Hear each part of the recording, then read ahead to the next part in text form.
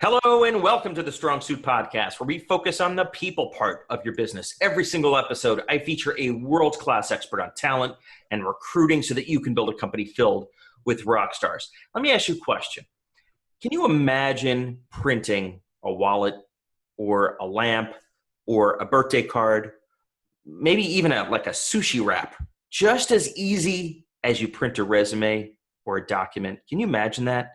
My guest today has a very big vision and has created a product that, get this, was the single biggest crowdfunding campaign in history. If my numbers are correct, $28 million, almost $30 million in 30 days. So almost $1 million a day.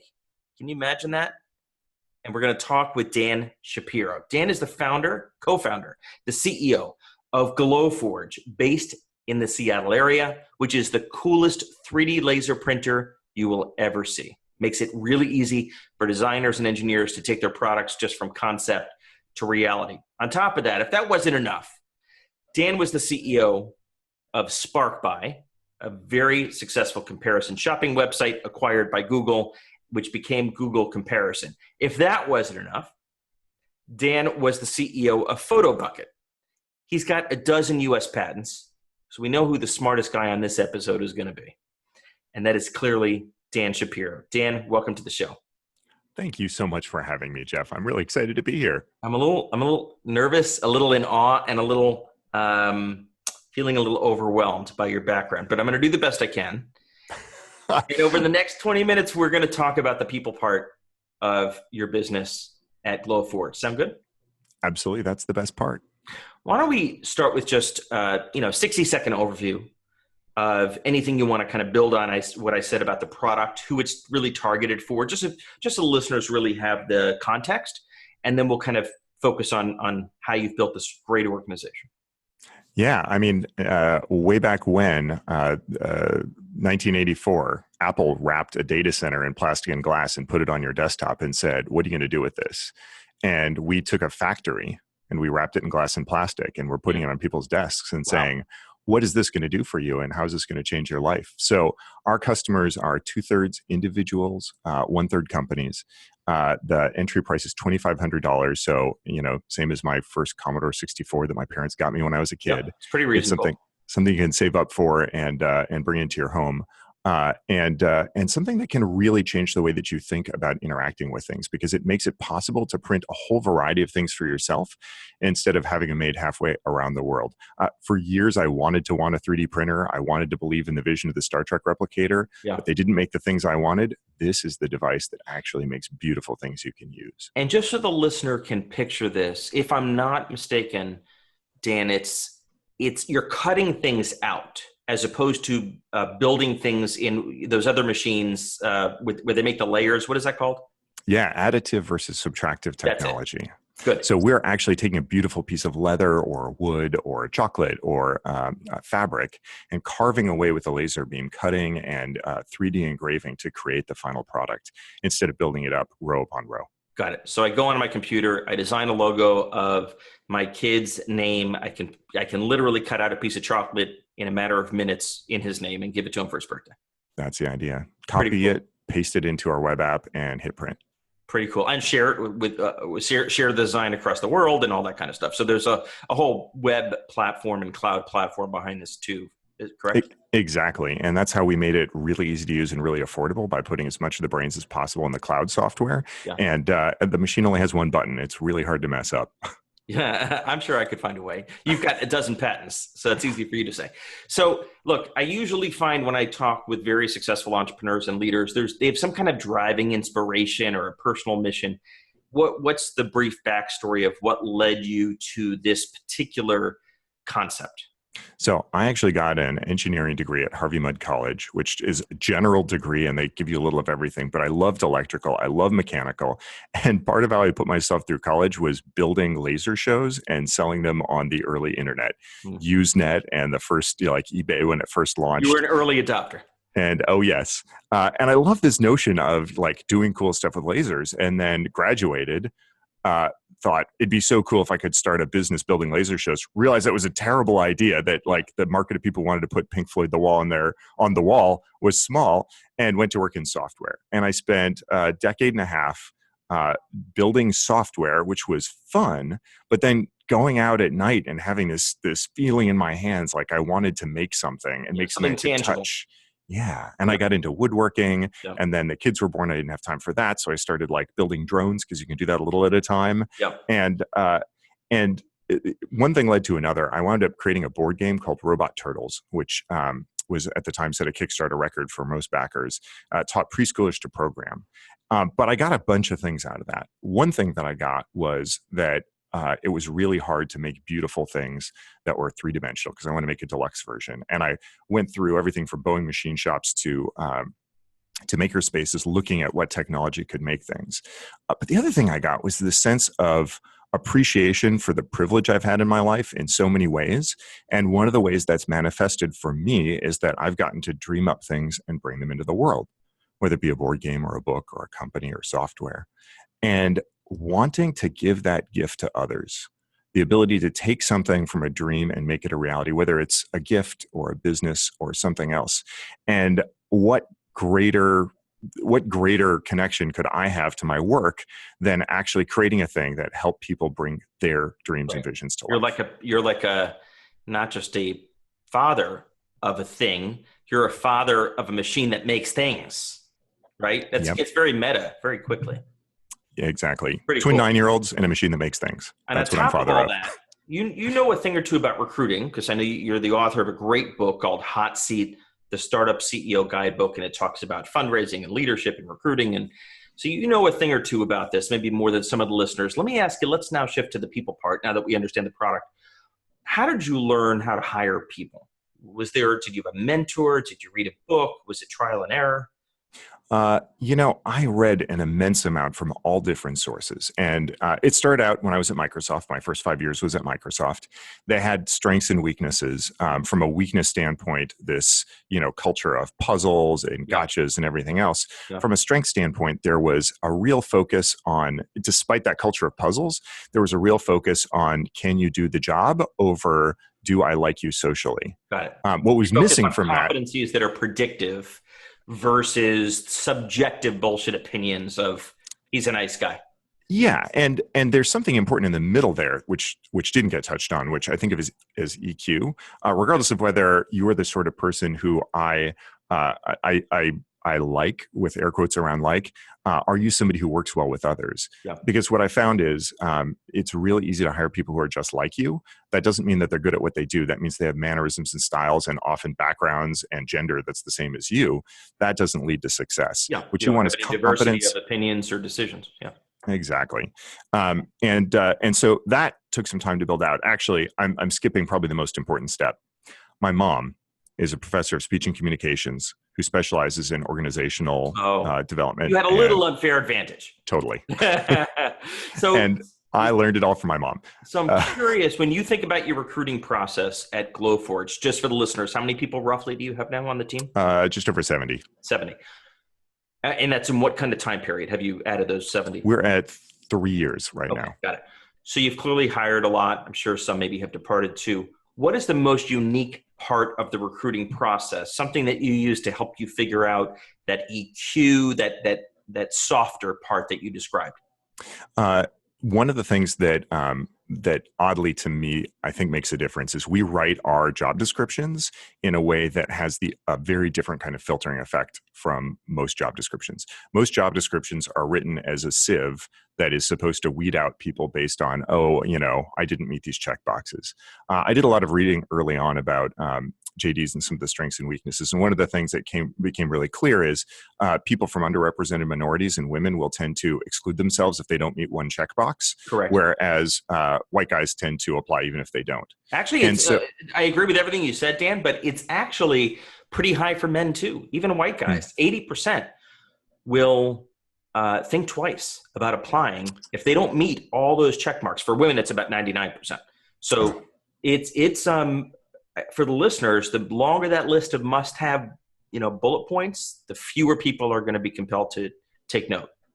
So one part that we do in the JD is we say, would you ever hire somebody who's missing one of these things? And if the answer is yes, then it goes in the nice to haves, not the must haves. Got it. But the key thing, the mission that I drill into every hiring manager is the job description is a love letter to the perfect candidate, not a list of criteria to eliminate the wrong candidates. Right. And it's okay if 5 people who aren't good fits apply, as long as that one person who is applies and is in love with what we do. So you're opening up the funnel as opposed to closing it with a very well-written advertisement, essentially, right? That's what job. And so one of the hardest parts of the job description is the why we need you section. Yeah. And what I say to the hiring manager is, you need to explain to me why our company may fail if we don't hire the right person here. So and if you can't do that, crucial. Then don't open the head. Yeah.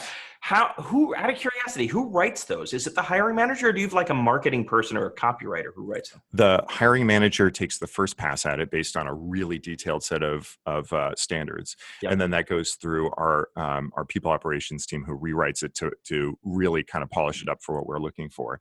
And then the final pass is done by robots. A friend of mine has a company called Textio, Textio. I'm familiar with it. And it's fantastic. And it catches all the little hooks of things that you are saying to your audience without meaning to say it, and we run everything through there till we get a 99% Textio score. Yeah, it's a great tool.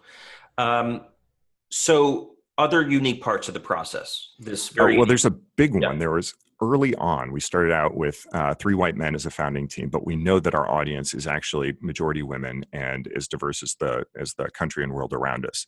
So we knew that if we just hired people like us, that we would fail.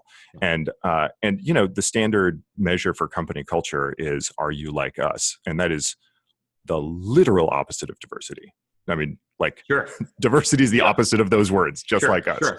And so we set out to say, what can we do to be a place that's welcoming to people who are as diverse as the customers we want to serve? And I started out by doing research. I hired as advisors or gave stock to people from diverse backgrounds who I respected, who'd done amazing things, to kind of sanity check some of the decisions we were making. When we were so small that we didn't have enough people to do a full interview slate, I picked amazing diverse engineers to do, who I hired to interview our engineers, people I'd worked with at other companies, so that the first interaction people had with our team was somebody of diverse background. And then I started looking for problems. I followed half my Twitter feed was diverse folks, and I started learning things from the conversations there. So I found, for example, that a lot of hiring plans a lot of health plans will exclude conditions that are really embarrassing to talk about. So you're thinking about going through a gender transition or getting pregnant. You don't want to go and say, well, does your health plan cover this? Right. This is the easiest problem in the world to solve. We went and posted our healthcare plan on our jobs page, and so you can read all the details. Yeah. And actually, not as well as I'd like for gender transitions. Yeah. I can't get better healthcare, so I want everybody to know that going in, and I don't want them to have to ask me. Yeah, and but so certainly for an earlier stage company and a smaller company, just the fact that you're leading with that makes a statement to candidates. Yeah, I want to tell people, like, this is the best we can do, and you don't have to ask us. Like, we're going to put it out there. Yep. We found that the salary negotiation process really disproportionately affects women and people of color, because if they negotiate, they're seen as being worse for it, and they're less likely to negotiate as a result. They're penalized for that. So we created a no negotiation offer approach. You start with your best number. You put it right there. I tried that, and it didn't work. So how do you do it? And so what happened was, what you lose if you start with your best numbers, people saying, gosh, I really care about the stock, and can I go all in on that? Or the salary is the most important thing to me. I need to make this work. So I tell everybody that I start with the second best offer. We open up with the second best offer, and we say, now we will give you more stock or more salary, whichever is more important to you. Essentially. Yep. I've seen this done by some other companies where they give a choice, right? Yeah. We want you. Here's the role. Here's the title. You can take package A or package B.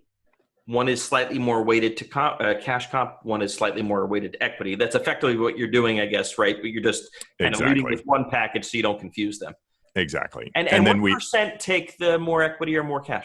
So this is fascinating. It changes over the course of the year. Every December, we get new survey data. We re-level all salaries based on market and give everybody at the office an adjustment based on what market is. So you don't have to beg for a raise or anything else. And then we reset our offers to it. And you can see that ratio change over the course of the year. It's roughly half and half year wide, but right after we readjust to market, it's stock tilted and over the year, it's salary tilted. Brilliant. It's a brilliant solution. The last thing we did, this was a hard one. I put it to our early legal counsel. And I said, look, I want to spend money making this company diverse because that's what companies do with things they care about is they spend money on them. So let's talk about how I can put dollars to this. And let's talk about how we can do it within the realm of law and ethics. Because there are some people who say, oh, I just won't consider candidates of X or Y. We're not doing that. And so we very quickly said as core principles, once people walk in the door, we're going to hire the best person for the job, full stop. Based on EQ and IQ, fit for ability to do the job and ability to do great work in the office. And what that means is, since we're treating everybody the same when they show up, we need to work to make our candidate pool more diverse. You got to fill the funnel to represent the population you want to attract, right? Exactly. So we spent months paying lawyers to figure out how to do this and came up with a referral program where we pay $5,000 for anybody we hire who tells us that they were who's underrepresented in tech, who was referred by somebody else. And so, just so I'm clear, so let's slow down. So an employee has to be employee referred. Here's the way. No, actually, it's the opposite. We can't do it with employee referrals. Okay. The lawyers tell us. So what happens is we hire somebody. Here's the way the actual process works. We hire somebody and we say, do you consider yourself a member of an underrepresented minority? And was there somebody who suggested you apply to work here? And if the answer to both of those is yes, then we give that person $5,000, the person who referred them. Got it. I understand. And if it's a it bit sounds of an honor system, but it seems like it's working. Exactly. And if there's anybody who we're going to treat on the honor system, it's our new employees. If they're going to try and rip us off for $5,000, we have bigger problems. Sure. Absolutely. That's a very interesting solution. So what kind of impact have you seen?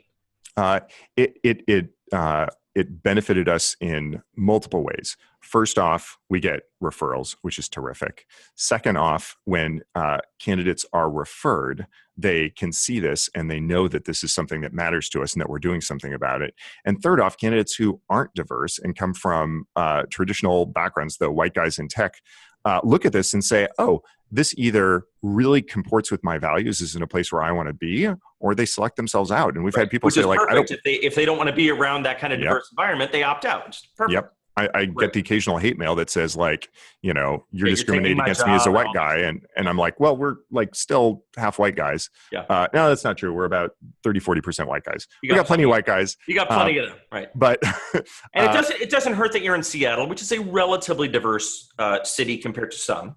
It is, the diversity numbers in Seattle have been really poor, and poor.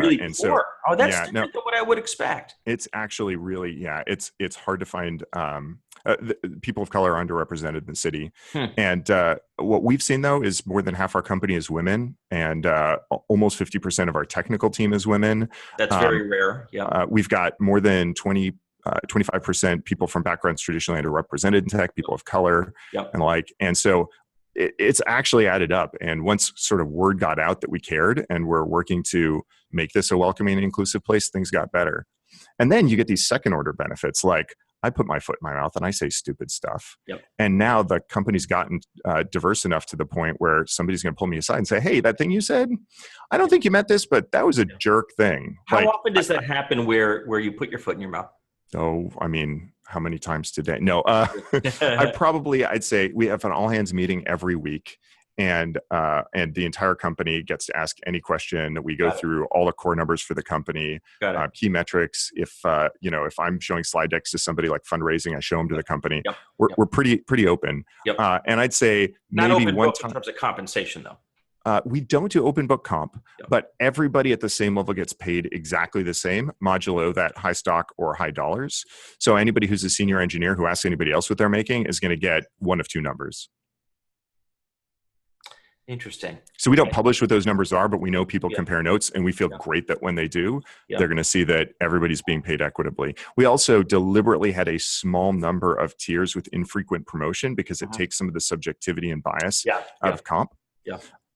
But to answer your question, probably every month or two, I get a, hey, Dan, you may not have meant to, but like that thing you said really made me feel uncomfortable. Let's shift for the remainder of the conversation from recruiting to retention. One of the biggest concerns I hear from a lot of listeners is, the proverbial revolving door, hire and fire, turnover, especially in this very competitive market. What are some of the steps that you think folks can take to eliminate or at least reduce the revolving door? I'm sure you've lost some great people, not many, hopefully over the past 3 years. What types of things have you put in place to reduce that or minimize it? It's something that you're so right, and it's so hard to get great people, and then so painful when they choose to move on. And it's something we've thought a lot about. To my mind, the single greatest piece is a great relationship with your manager. And it's the thing that we work hardest on. Yep. We've been working on equipping our manager with better skills and better connection to the company goals and strategy as a whole, the ability to take their employees' concerns and escalate them. We literally, this afternoon at our manager all hands, decided to put a new policy in place where every manager in the company is going to ask one question of their directs during their one-on-ones for the week, and then we'll all report back and discuss the results. So I think the first one we're going to do with is something like, what single thing would you most like to change about the company? And so that connection is ultimately what makes people feel anchored and connected, what gets their problems held and dealt with. There's lots of things that we can do at a systematic level and have done. Things like we realized we couldn't be competitive with vacation because as a startup, we just couldn't add lots of weeks of time off. So we added paid vacation, where we actually have a $2,500 budget to pay you to take your time off and go make sure you have a great vacation. Discounted Glowforge so that you have 75% off our premium product and can take that home and experience it yourself. And so, really great sort of policies to support folks who are here as best we can. But at the end of the day, I think it's the relationship with the business and with your coworkers and with your career. And like you said, your manager, which is the biggest driver of job satisfaction, is your relationship with your boss. Exactly.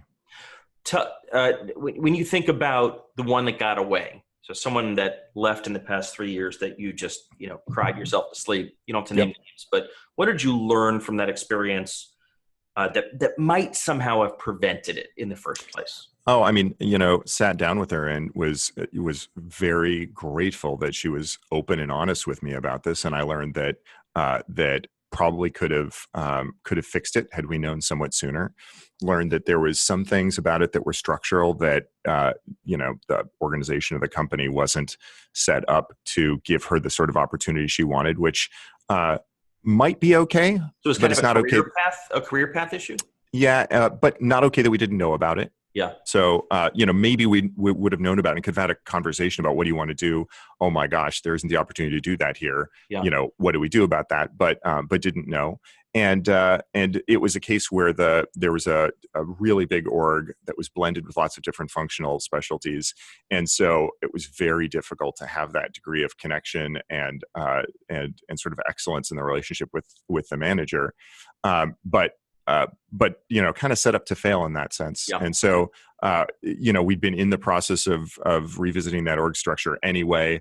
It was kind of like, too late by the time we figured it out. But it sounds like the biggest issue was that you didn't know, right? Mm-hmm. Was that because her manager, were you her manager or someone else was? Somebody else was, but I think she told us and we weren't listening the right way. Got it.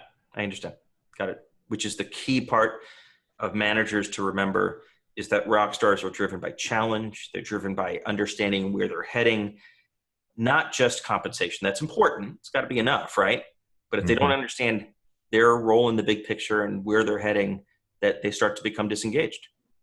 Absolutely. And then once they check out, you got a problem. Well, look, Dan, I give you a ton of credit. You're third time leading a business. This is the one. This is the big one. You're going to change the world, I can tell. And I'm going to have a printed wallet and sushi and lamp all at home, and I can't wait, right? It's pretty amazing. How can people learn more about Glowforge or get in touch with you?